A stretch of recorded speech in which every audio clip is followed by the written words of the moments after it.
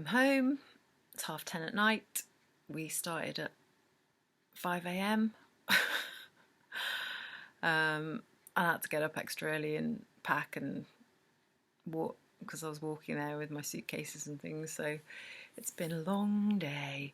A lot of the day was spent kind of reviewing and giving us tips to how to integrate into being at home, how to, what he calls coming out of the monastery and staying in the dream, which is quite nice. There's a Facebook group for us all with nearly 20,000 people in it.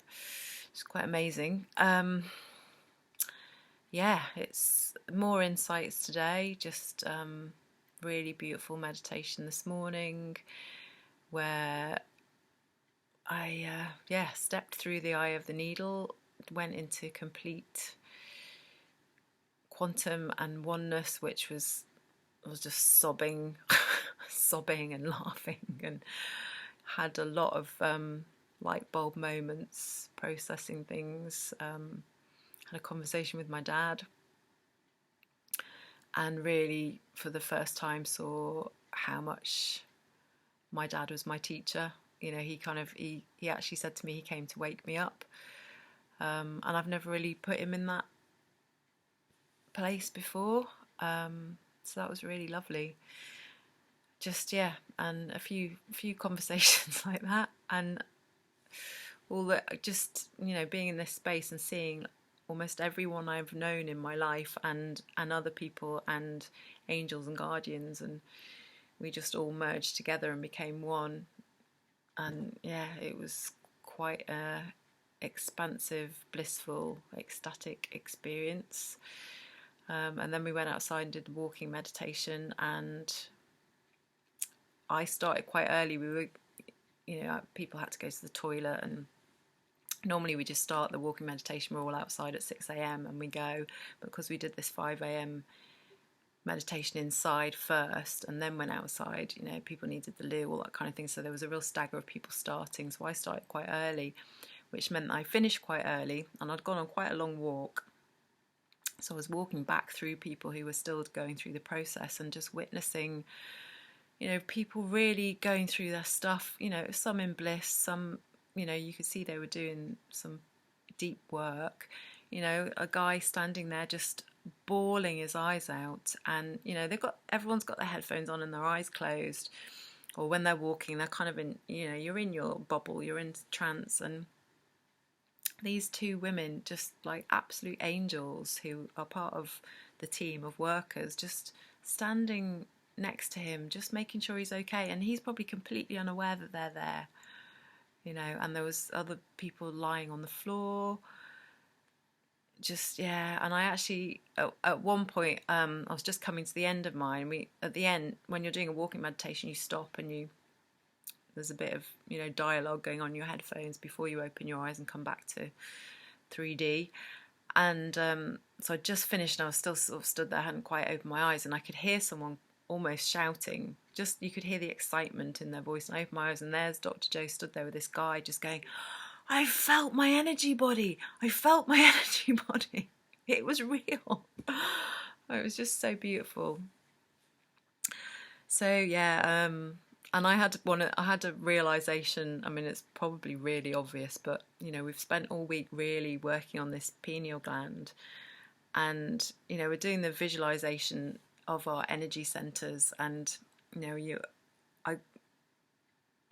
I got it going in the back of my head. The energy was really going in the back of my head. I could really feel it, and I suddenly go, of course, this is where we unplug from the matrix. That's what he's been doing all week, is unplugging us from the matrix.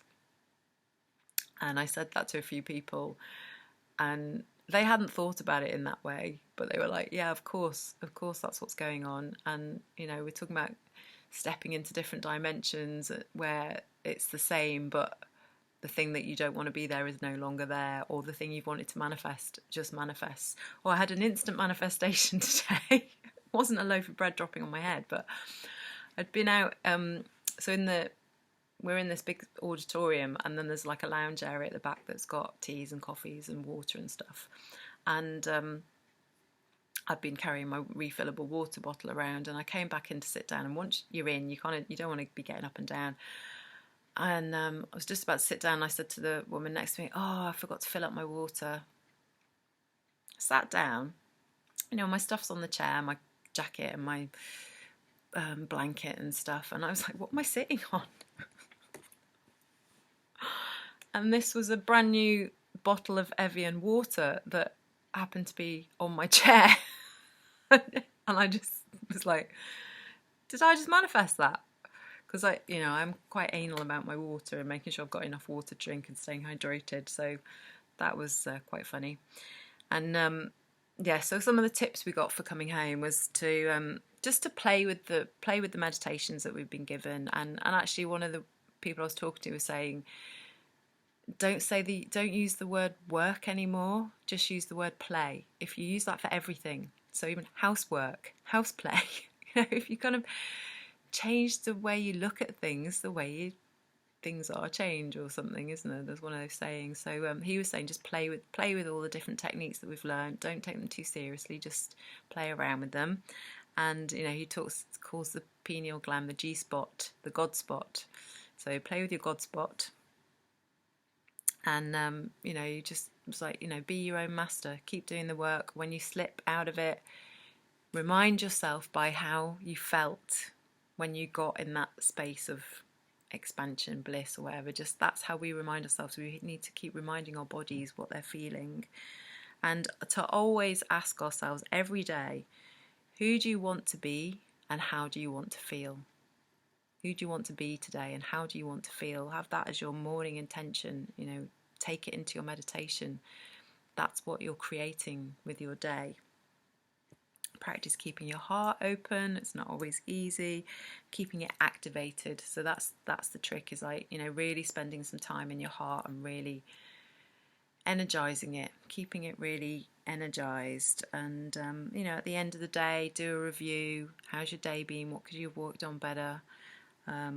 And the next day, every day is an opportunity to try again and to do better. So, as you change, your life changes. And, it's also, feel worthy, feel proud of yourself. You showed up. You did the, whatever it was. I was going to say the work. We're not doing the work. We're doing the play. You did the play. And, it's really about holding that intention and, just feeling your energy body, feeling that you are an energy being. Now, most teachers, including Dr. Joe, talk about our energy field being like an egg around us and our energy centres and, our light body, and you will have seen pictures of that. My sense is that we're actually a lot bigger than that. And I've definitely heard someone say 10 foot, but I could see people in their what I call an avatar body, which I think is actually their true self, their essence, their soul, and they were enormous. It's like there are records that giants used to walk among us, and that's what I was seeing. I mean, I think the film Avatar is another one of those documentaries like The Matrix. Yeah, it was interesting. And I've had a real Egyptian theme this week, so even today was massively Egyptian. And then when I went out to do my walking meditation, I stopped to do the ending and I opened my eyes and there's a pyramid in London above the HSBC building, which I'm sure there's some symbolism in that. But yeah, and it was so weird actually. He's saying to you, who do you want to be? Who do you want to be? What do you want to, what life are you living? And I open my eyes and I just see this London landscape, which was a view that I haven't seen any other morning. And I'm looking down the Thames and I've never noticed there's a cable car that goes over the Thames into London. And, there's these cranes that aren't cranes anymore. They're just there for decoration and all up and down the Thames by the Excel. And there's these massive skyscrapers and there's a building that kind of almost looks like my lamp, and it looked so futuristic. I opened my eyes and was just kind of like, this isn't where I want to be. Take me back to Wales. I just want to be in nature.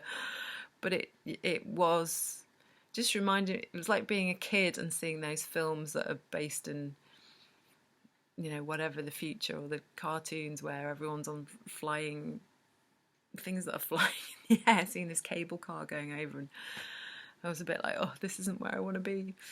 This isn't where I want to be. So, and then we did another healing this afternoon, which again was really beautiful. I must say the healings have been one of my favourite parts of the week. They're just so powerful. So it was another really powerful one, and a really lovely woman that was receiving, and she was really moved. We all were, we were all crying in these healings because it's just so beautiful to open your heart and give.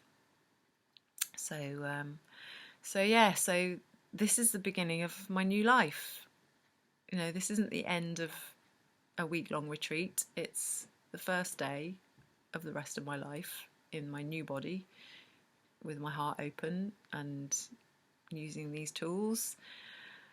So, let's see how it goes.